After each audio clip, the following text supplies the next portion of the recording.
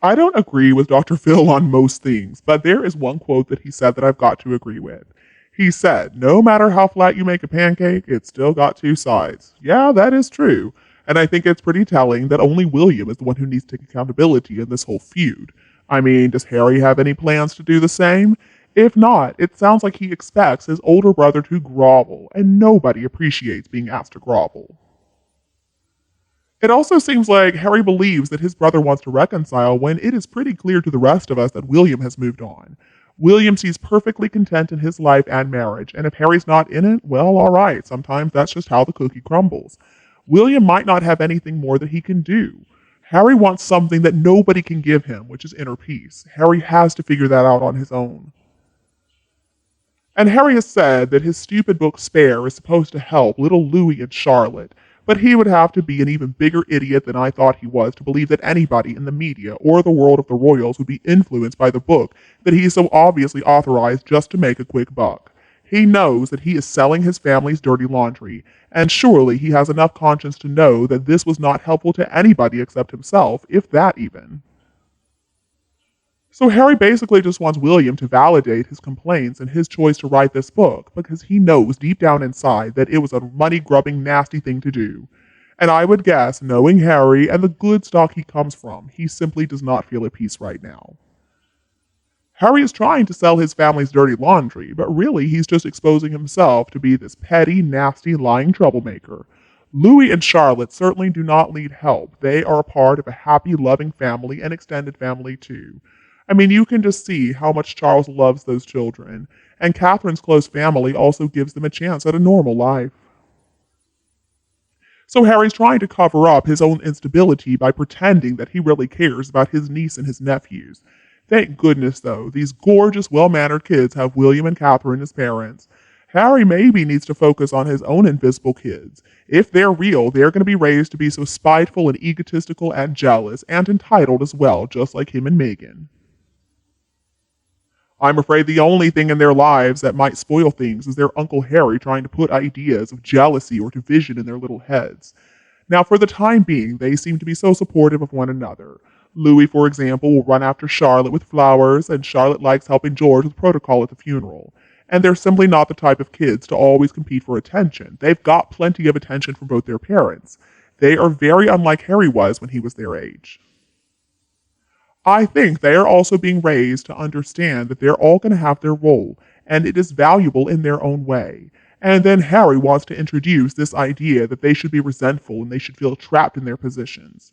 It's sad to say, but I believe this is deliberate. I think this is spiteful sabotage of William's lovely little family, and Harry's pretending that it's concern.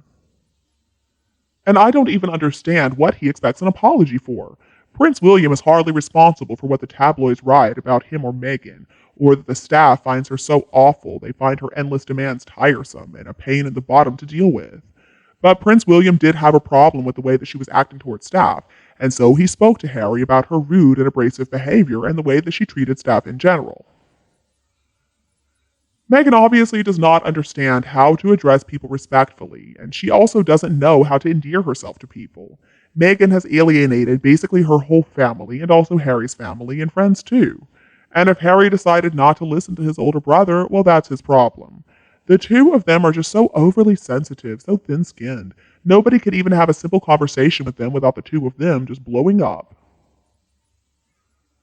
I don't know them personally, and I think I'm glad. I mean, they sound exhausting.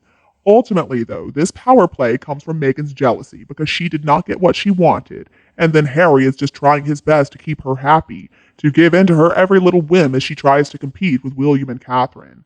And I'm sure that's what this whole issue with the titles and security was really about. I think it had everything to do with the desultory duo not fully understanding the letter's patent and generally being incredibly envious of the Cambridge kids because they are in direct line of succession. They're not so important in the grand scheme of things. In fact, they're pretty insignificant in relation to the crown itself, but they expect equality in terms of power and money and titles. But of course, they don't want to have to deal with any of the pesky responsibilities.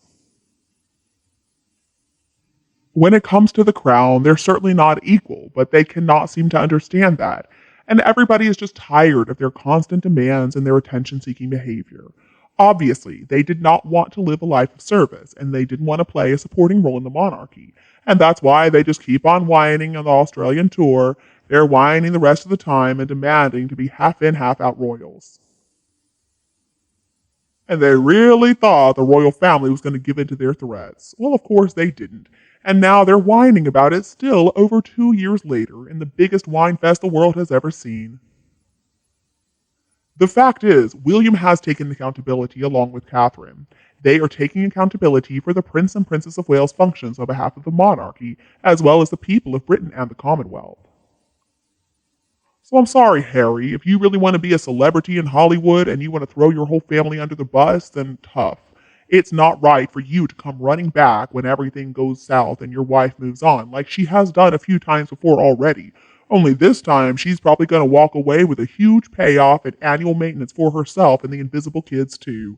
And you know what, Harry, when that happens, don't even try to come crawling back with your tail between your legs. Going by recent events, it's pretty clear that Harry being in the UK for testimony in regards to privacy is just Harry trying to get attention for himself. Now, Harry is a part of that class action lawsuit that's going on, and some of the same people who claim they want privacy, but they're out there airing their dirty laundry for all to know. I mean, I refer to them as hypocrites because what other word really describes their behavior?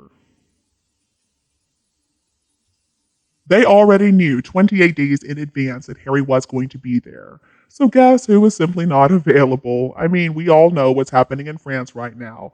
There are these riots over adding a couple of more years to the retirement age. So King Charles was supposed to be in France, and then that trip had to be canceled. So he made sure that he was unavailable for Harry while he was in the UK, and I don't blame him one bit. And because it's the Easter holidays for the children, of course William and his family are away too. Pretty convenient that neither of them was around while Harry was in the UK to even take a second to bother with him. It just goes to show they don't want anything to do with him and they don't want to hear from him. I mean, after Harry has exposed so many things that were said and done in private, who would waste their time talking to him? It is time for the royal family to move on. And you know what? Maybe he'll be there, but they don't have to acknowledge him. That is what they've been doing, and I believe that's what they're going to continue to do. And when Coronation Day rolls around, Harry and Meghan might be there, but I doubt they're going to be getting any kind of spotlight on themselves. They are demanding to get to stand up there on the balcony. Well, I don't think that's going to happen. I'm sure it's not going to happen. They have already said that only senior working royals are allowed up there, and that is appropriate. At this time, the person I do feel sorry for in all of this is Charles. I mean, Harry is not only embarrassing himself with his transparent request for a regular income from the royal family, but also the whole world is laughing at Harry because he's so petty, he's so ignorant, and his behavior has just been appalling. I do believe that before he hooked up with Meghan Markle, he did have a level of support and attention that was way above anybody else in the population. But still, look at how he has turned out. And I'm sure that Charles has his regrets. I'm sure he's wondering what he could have done to prevent all of this. It is tragic, but it's important that the king not blame himself. I'm sure there are other people out there who have given their all to a child, but had their all just thrown right back in their faces. I don't care what level of society you come from, how much money you have, who your grandparents were. There are rotten eggs in every family. Sometimes a child just turns out to be a bad person.